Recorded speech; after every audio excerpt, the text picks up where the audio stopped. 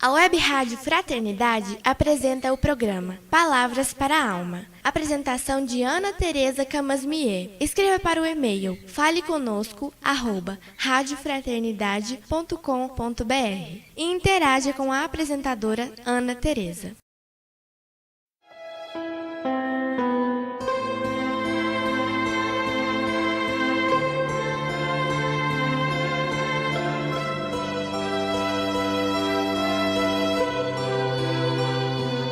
Olá, amigos da Web Rádio Fraternidade. Aqui é Ana Tereza Camasmier e é com muita alegria que inicio mais um encontro aqui no nosso programa Palavras para a Alma. Hoje vamos conversar sobre nossa conexão com Deus. Não importa se você é ateu, ou que concepção de Deus você tem, ou que religião você se afiniza, pois o que hoje iremos refletir aqui é sobre como experienciamos Deus em nossas existências. Quando estamos olhando para a esfera religiosa de nossas vidas, não quer dizer que tenhamos que nos referir a alguma religião específica. A religião é um caminho que explicita a nossa experiência transcendente de conexão com Deus. O Espiritismo é uma religião que oferece muitos recursos para refletirmos sobre esta ligação profunda que temos com nosso Criador. Quero começar pela nossa necessidade humana de conexão, porque nós não nascemos para ser autossuficientes, isolados, pois se assim fosse, perderíamos a melhor coisa que temos na vida, que é a nossa possibilidade de amar e de sermos amados. Porém, o estranho é que o nosso modo mais comum de estarmos no mundo é um modo adormecido, de pouca qualidade de conexão. Já estou usando aqui uma linguagem tecnológica. Quero dizer que manter a nossa alma em 4G, em boa conexão, ou então, numa linguagem filosófica, sustentar a nossa alma desperta, acordada, é algo que nos exige muito esforço. A desconexão, o desligamento de nossa alma consigo mesma, com os outros, com Deus, é onde nós acostumamos transitar, de modo que nem percebemos o quanto distante estamos ou somos uns com os outros na vida. Mais distante ainda estamos de perceber as consequências desta distância. Não temos nem consciência de que a sensação de desamparo existencial decorre da desconexão. Este tema é tão antigo para o homem que Paulo de Tarso escreveu aos Efésios, no capítulo 5, versículo 14, o seguinte: Desperta, ó tu que dormes, levanta-te dentre os mortos e Cristo te iluminará. Levantar de entre os mortos é uma ação que decorre de uma profunda decisão de participar do fluxo da vida. Eu digo decisão mesmo, pois é uma escolha consciente que traz consigo consequências das quais não podemos nos isentar quando nos pomos a caminho. E só quando nos levantamos, depois de despertar, é que nos é possível adquirir esclarecimento. Porque dormindo, não conseguimos entender o que nos acontece, nem muito menos podemos cuidar de nós. Dormir pode ser fechar os olhos para a vida espiritual e nos tomarmos como meros seres materiais. Dormir pode ser resistir para a direção que a vida nos chama. Dormir pode ser mergulhar na indignação que não gera ação alguma. Pode ser dizer não ao fluxo da vida. E ao levantarmos, diz Paulo, nossa vida se ilumina, como ele mesmo esclarece no versículo seguinte, quando diz que de pé podemos olhar como andamos na vida e que possamos escolher andar como sábios e não ignorantes de nossos passos, ignorantes da direção. Então, despertar é conectar-se. E o que seria conectar-se consigo, com os outros, com Deus? Conexão é uma palavra que fala de ligação, uma ligação que é carregada de nexo, de sentido. É sentir-se parte inseparável de algo, de alguém, de nós mesmos. É a experiência humana que mais nos nutre. Assim, podemos dizer que quando amamos alguém, a nós mesmos ou então Deus, estamos experimentando uma conexão singular, especial, sagrada. Sentir-se filho de Deus, criatura divina, é então uma experiência de conexão especialíssima e é uma experiência sagrada. Não depende de entendimento intelectual nem de provas científicas. Prescinde de explicação, de comprovação. Simplesmente sentir-se conectado ao todo guarda relação com o mistério da vida.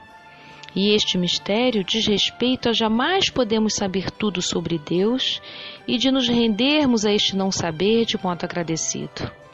Podemos chamar a isto até de experiência cósmica, pois ela é inversa ao estado caótico de dispersão, de acaso, perdição ou desproteção. Nós transitamos entre as coisas e pessoas como se fossem externas e separadas de nós, destituídas de seu caráter sagrado. Mas o que acontece é que as pessoas e as coisas possuem coração.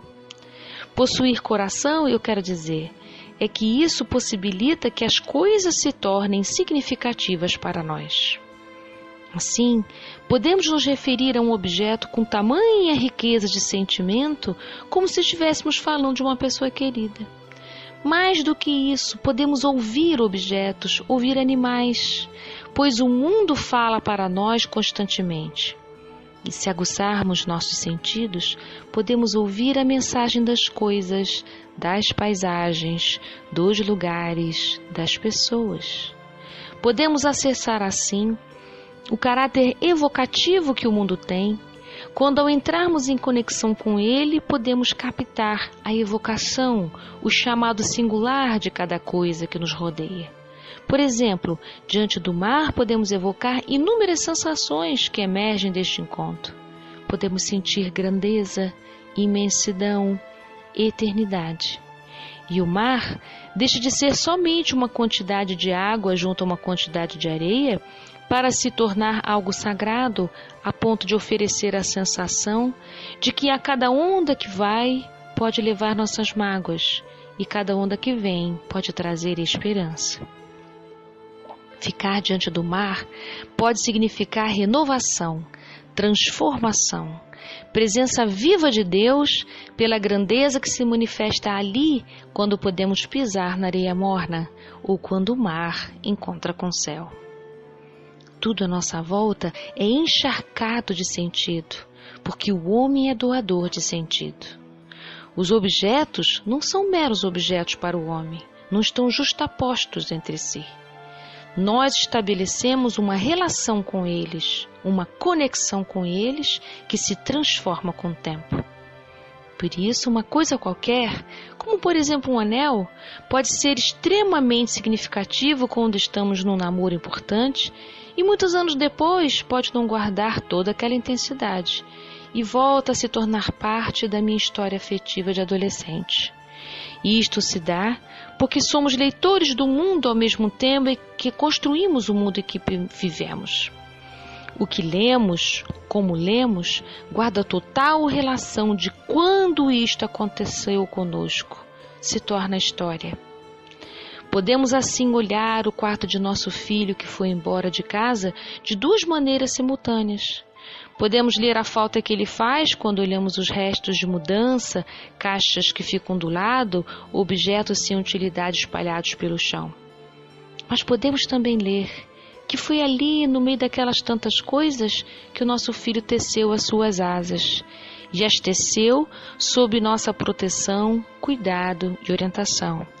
O que mais podemos querer, além de que ele voe bem alto?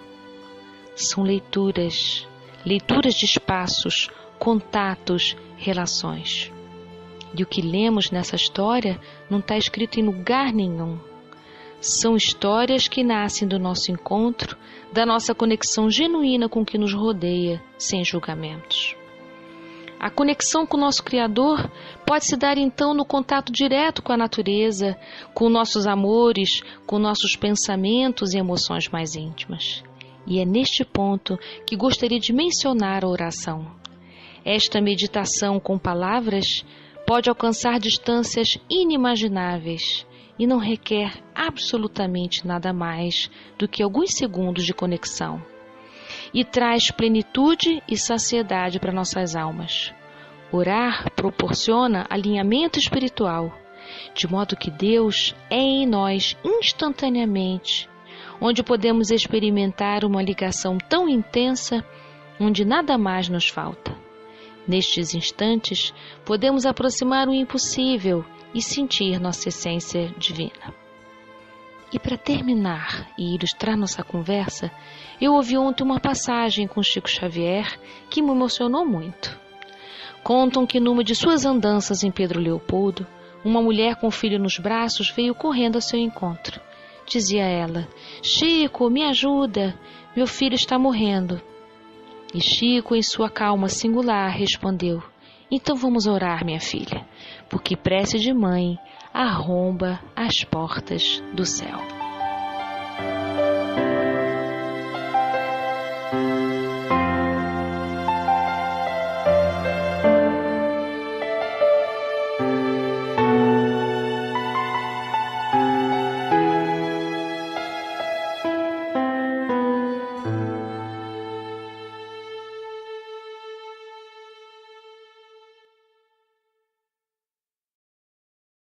A Web Rádio Fraternidade apresentou o programa Palavras para a Alma. Apresentação de Ana Tereza Camasmier. Escreva para o e-mail faleconosco@radiofraternidade.com.br e interaja com a apresentadora Ana Tereza.